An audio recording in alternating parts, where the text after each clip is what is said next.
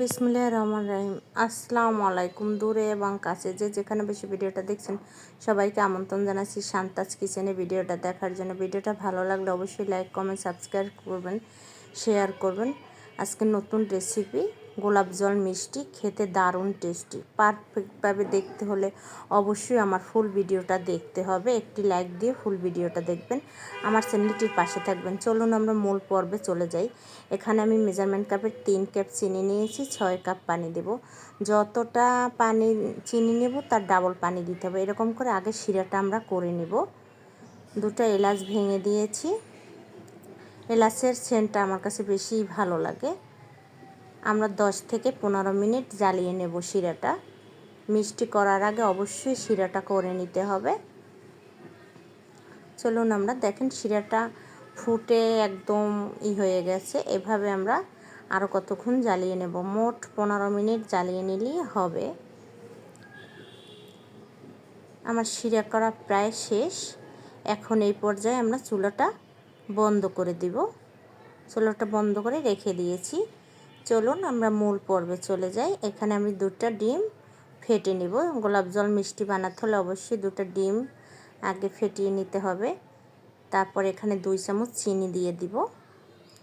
তারপর 2 চামচ পানি দিয়ে দিব। ভালো করে ডিমটা ফেটে নিতে হবে। এখানে 2 চামচ পানি দিয়ে দেব, 2 চামচ রেগুলার তেল দিয়ে দেব, সয়াবিন তেল। এটা দিয়ে ভালো করে ফেটে আমি এক পাশে রেখে দেব। চলুন এখন আমরা মেজারমেন্ট কাপের 1 কাপ গুঁড়ো দুধ নিয়েছি, আধা কাপ ময়দা নিয়েছি। যতটা গুঁড়ো দুধ তার আধা কাপ ময়দা আর 2 চামচ বেকিং পাউডার নিয়েছি। এটা ভালো করে চেলে নেবেন। চেলে নিলে বেকিং পাউডারের কোনো দলা থাকে না, খুব মিষ্টিটা পারফেক্টভাবে হয়। আমরা একটু হালকা নেড়ে চেড়ে দিচ্ছি।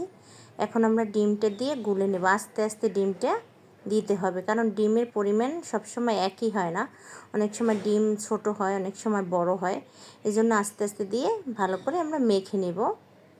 কতটুক লাগে সেটা তো বলা যায় না। আমি হাতেরটা ছেড়ে নিয়েছি একটা চামচ দিয়ে, দেখেন। এখন হাতটা ভালো করে দোলাই করে নেব।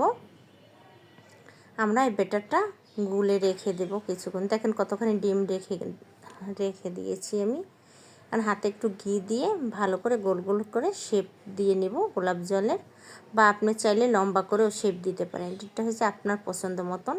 বা একটা 4 চামচ দিয়ে এভাবে মেপে মেপে দেখেন উঠালে একদম পারফেক্টভাবে হবে। আমার মিষ্টি হয়েছে 15টা। চলুন একটা কড়াইতে আমরা 1 লিটারের মতন তেল দিয়ে নেব। তেল দিয়ে একদম পর্যাপ্ত, একদম হালকা তেলটা গরমও না, হাতটা সইতে পারে। এই পর্যায়ে আমরা মিষ্টিগুলো দিয়ে দিব। দেখেন মিষ্টিগুলো ফুলে একা একাই উল্টে যাচ্ছে। একদম নিবিন জালে সময় নিয়ে ভাজতে হবে।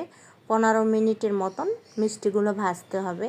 এখানে অবশ্যই আপনারা ধৈর্য সহকারে সময় নিয়ে মিষ্টিটা ভাজতে হবে। দেখেন পারফেক্টভাবে মিষ্টিগুলো ফুটে উঠেছে। ফুলে উঠেছে, একদম ফুলে বড় বড় হয়ে গেছে। কতটুকু আকারে ছিল, কত বড় হয়ে গেছে। আমরা একটু সময় নিয়ে ভেজে নিব উল্টে পাল্টে।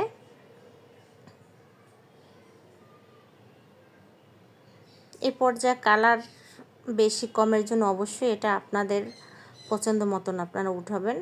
আমি একটু গাঢ় করব, কারণ চিনির শিরায় ভিজালে মিষ্টিটার কালারটা আর একটু হালকা হয়ে যায়। এই জন্য আমি একটু গাঢ় করেই মিষ্টির কালারটা নিচ্ছি,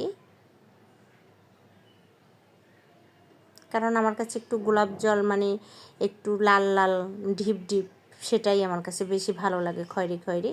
দেখেন আমার মিষ্টির কালারটা হয়ে গেছে। এই পর্যায়ে আমি তুলে শিরাটায় আপনাদের দেখাচ্ছি। শিরাটায় ভিজে নেব। এই শিরাটায় ভিজিয়ে নিচ্ছি। কতটুক হয়েছে, ফুলে দেখবেন এর কত বড় হয়ে যায়। আমরা ঢাকনা দিয়ে এখন গ্যাসের চুলা আবার জ্বালিয়ে নেব। 2 থেকে 3 মিনিট আবার জ্বালিয়ে ফুটিয়ে নেব শিরাটা। ঠান্ডা শিরায় ঢেলে দিতে হবে গোলাপ জল মিষ্টিগুলো, তারপর একটু ফুটিয়ে জ্বালিয়ে নেব আমরা। দেখেন শিরাটা একদম ফুটে উঠেছে। এই পর্যায়ে আমরা চুলা বন্ধ করে রেখে দেব। একটু গোলাপ জল ছিটিয়ে দেবো না, তা কি হয়? গোলাপ জলের সেন্ট পেতে হলে অবশ্যই গোলাপ জল দিতে হবে। 1 ঘন্টা পর ফিরে আসলাম। দেখেন 1 ঘন্টা পর কত বড় বড় হয়েছে মিষ্টিগুলো। এখন পরিবেশন করে দেখাবো আপনাদের। দেখেন কত বড় বড় হয়েছে মিষ্টিগুলো। আমরা এভাবে করে সুন্দর করে পরিবেশন করব।